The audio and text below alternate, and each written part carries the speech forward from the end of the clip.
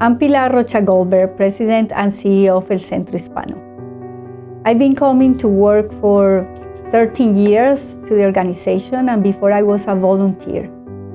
And when I come is to really work with my coworkers, passionately to support our community and work for and with our community to support in all the needs. I remember when I came the first time on September 2004.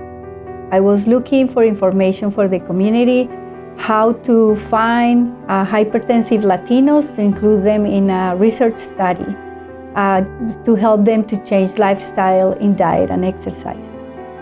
It was very interesting when I came in and I started talking to people, and they got really excited because finally a nutritionist who spoke Spanish came to talk to them. And they started asking me if I could talk to the different groups they have here to help them changing basically the lifestyle, because they were having diabetes, obesity, hypertension. So of course I felt very welcome since the first day. I started coming to the different groups, and I still remember the first group I talked to was a group of women. And it was very interesting because I was talking about basic nutrition, and they were laughing, whispering, talking to each other. So I asked them, what is going on? And they said, we don't understand what you're talking about. I was like, what? I'm speaking Spanish to you and we are talking about food. So they were like, we don't understand. So I started drawing and bringing pictures. The majority were from Mexico, and we call the food, we have different names for food. So I learned that alberjas are chícharos, that habichuelas are ejotes, that the mazorca are elotes, and like aguacate is palta in Peru. So I started learning the diversity of the Hispanic Latinx community here in Durham, because it's where I got. So I started coming more often and talking to the different groups, doing also different nutrition classes, doing aerobic classes, and got involved in other programs, volunteering. And as I said now to people when they come to El Centro to volunteer, I said, that's dangerous because then you won't leave. And that happened to many of us here at El Centro. So I continue getting involved. And I remember on December, they had their annual meeting for board members. And it was very interesting to see the celebration when they were voting for new people as board members. And I got very interested in that piece. So then I was invited to be part of the board of directors and still volunteering in other groups and other activities at El Centro. I also still remember the first health fair I volunteered at. I was giving cooking classes at the health fair, doing some games with the kids. I still have a picture where I use a hat with fruits on my head, playing with them and teaching them some nutrition tips so they can eat healthier without changing all the food they used to eat. The other thing I also remember is how people started talking to me and telling me their stories. And I think that's one of the things El Centro is very well known for, the trust of the community in the people who work here. So because they saw me very often, they started telling me their stories. And it's when I continued learning about the journey of the immigrants in this country. I didn't know, you don't hear these stories in Colombia very often. So it was very moving for me. First, I felt a big responsibility because people were telling me stories I wasn't asking for, but they felt they wanted to talk to me and they have that trust.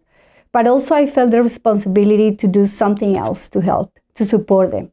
So I worked very tirelessly at the board of directors. We were trying to fundraise for the organization and see how we can continue supporting the organization. Also, I learned that a lot of the staff members at El Centro started as I started, as volunteers. And now they were here for many, many years, and they continue with that passion working for the community. After some years, we decided, the board, the executive committee decided we needed to improve the structure of the organization. We were growing as the community was growing. and we needed to continue growing our programs, but also integrating more into the community and also working with other stakeholder institutions and organizations.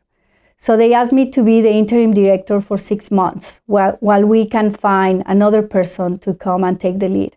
And that was in March 2009.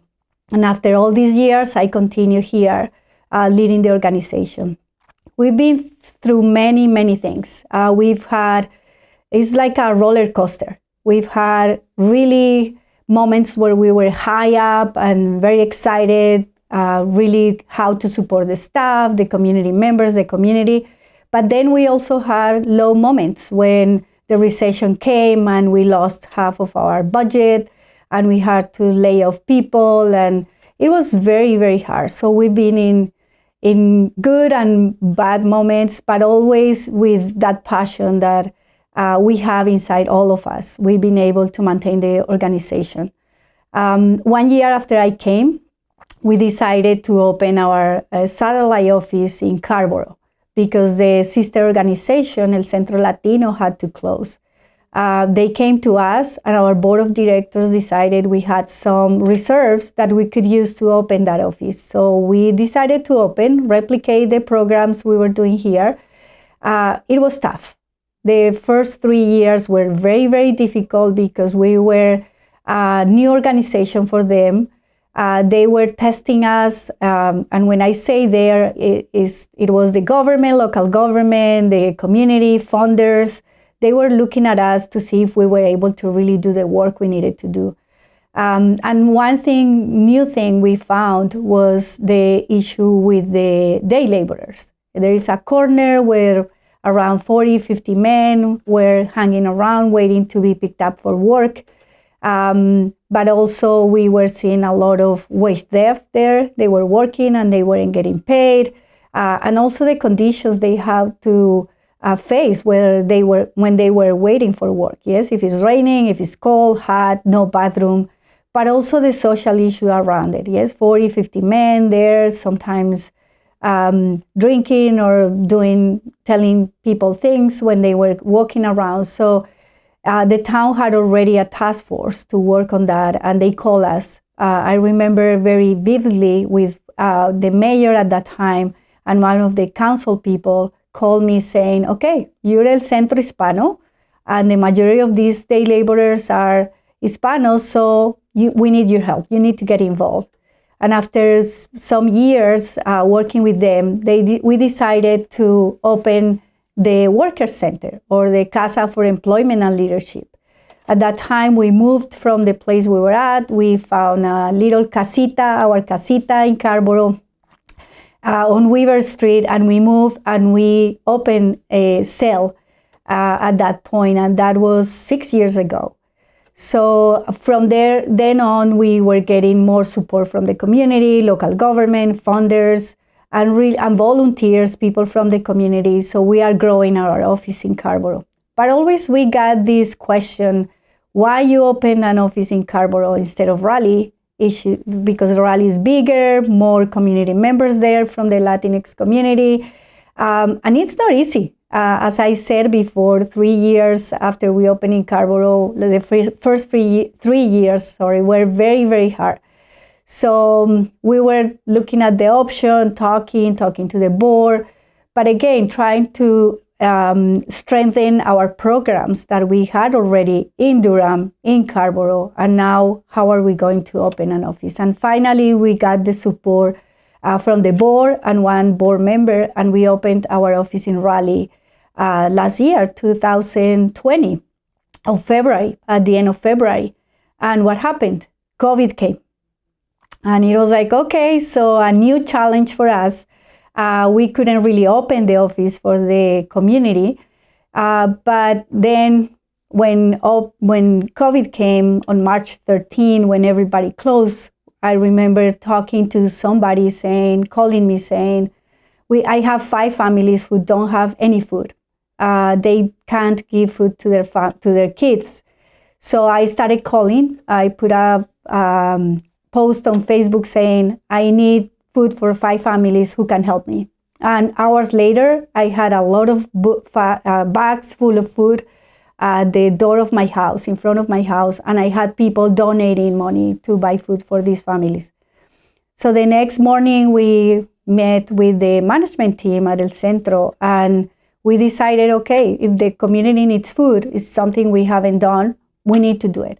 And then we changed our gears, everybody changed their hats, and we started writing grants, knocking on doors, foundations, everybody. And I remember in 2 weeks, we wrote 17 grants to be able to continue supporting the organization and the community. We started buying masks from Latinx artisans and found the money to pay for them and getting out to give it to the community. And almost 2 years later, we have been able to secure funds to support the community, not only the 3 counties we were already serving, Durham, Orange, and Wake, but also in 7 other counties with other partners. So right now we are serving the community in 10 counties, working with the regular programs we had, which are in education, community organizing, health, of course, and of course, COVID has been very heavy in the past 2 years, economic development, and support services. You know, people still calling us, sending messages through Messenger about everything they need, and we've been able to support the community.